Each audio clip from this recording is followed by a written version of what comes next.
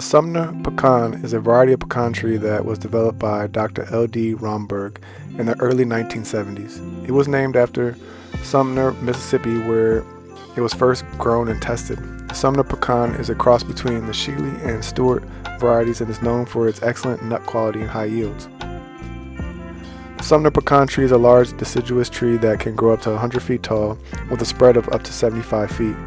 It has a rounded crown and dark green glossy leaves that turn golden yellow in the fall. The nuts produced by the Sumner pecan tree are medium to large in size and have a thin shell and a rich buttery flavor. The pecan tree grows best in deep, well-drained soil that is rich in organic matter. It requires full sun and is hardy in USDA zones 6 to 9. The tree is self-fertile and does not require another tree for pollination, although planting more than one tree can increase yields. The Sumner pecan tree is drought tolerant once established, but will produce higher yields with regular watering. Companion planting with the pecan tree is not necessary, but planting other trees and plants that thrive in the same growing conditions can help create a healthy ecosystem. Some recommended companion plants for pecan trees include fruit trees such as apple and pear, as well as flowering shrubs like camellia and hydrangea.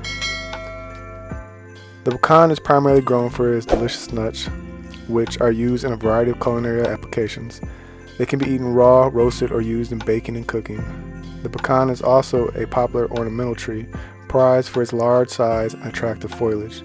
In addition, the wood of the pecan tree is used in furniture making and woodworking. Overall, the pecan is a versatile and valuable tree with many uses.